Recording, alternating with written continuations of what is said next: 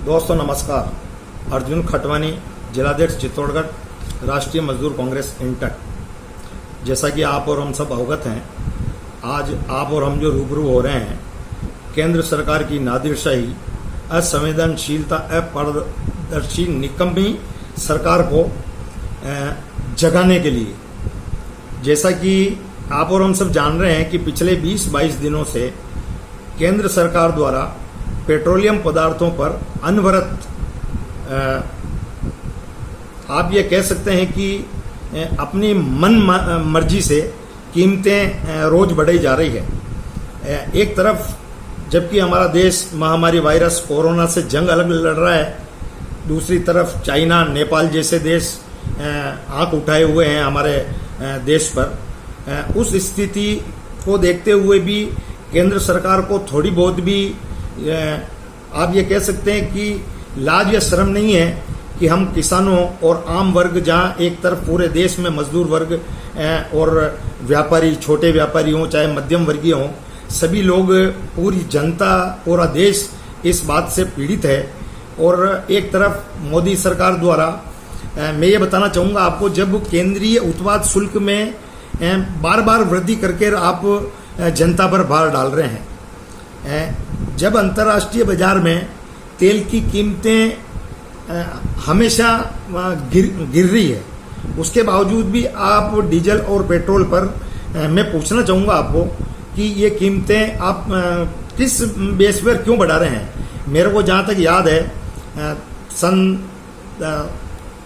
2010-12 में जब बैरल की कीमत 110 रुपये करीब हुआ करती थी, उस वक्त भी पेट्रोल हमें 65-70 रुपये प्रति लीटर और डीजल 40-42 रुपये प्रति लीटर देशवासियों को उपलब्ध हो रहा था।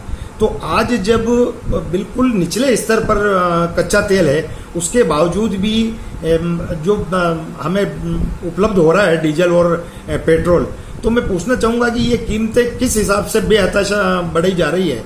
क्या लोगों का ध्यान भटकाने के लिए, चाइना और नेपाल के मुद्दे से हटाने के लिए? हम आपसे बात जब भी किसी प्रकार की बात करते हैं तो आप भटकाने की बात करते हैं। मैं आपको एक अवगत करवाना चाहूँगा दो पंक्तियों के माध्यम से मोदी सरकार को। चेहरा धूल से सना है। भाजपा सरकार की जो दोस्तों हैबिट है वो आप सभी परिचित हैं इनकी आदतों से। चेहरा धूल से सना है, सलाह आईना साफ करने की देते हो।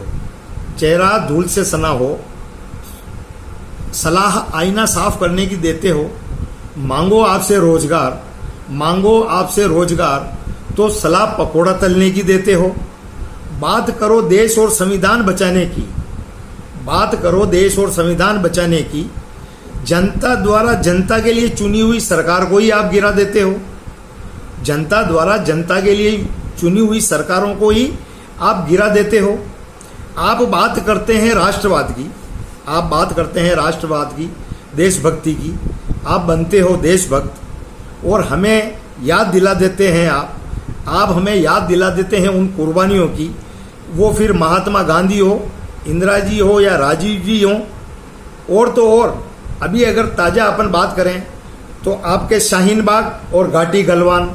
हम बात कोई और करते हैं, आप बात दूसरी ओर ले जाके भटकाने की बात करते हैं। तो दोस्तों मैं आपको बताना चाहूँगा कि जब हमारे कच्चे तेल की दाम कम हो रही है तो किस हिसाब से आप पेट्रोलियम और उसके भाव रोज बढ़ा रहे हैं। दूसरा मैं निवेदन करना चाहूँगा, 2012 में जब मोदी साहब हों, चाहे आपके अरुण जेटली साहब हो, चाहे स्मृति ईरानी जी हो, उस वक्त बहुत बढ़ चढ़ के आपने पेट्रोल के लिए मनमोहन सिंह जी को कोसा था, जबकि देश की आर्थिक स्थिति बहुत ही, उस वक्त पूरा विश्व आर्थिक संकट से गुजर रहा था। 2007-8 में इधर आपके वेतन आयोग लगना था, छठा वेतन आयोग, लोगों की नौकरियां बचानी थी, आपको किसानों का उस वक्त कर्जा माफ करना था, आदि ये सारी चीजें तो मनमोहन सिंह जी ने आपको ये कहा था एक वर्ड, और आपने उनको, सारी बीजेपी वालों ने उनको घेरा था।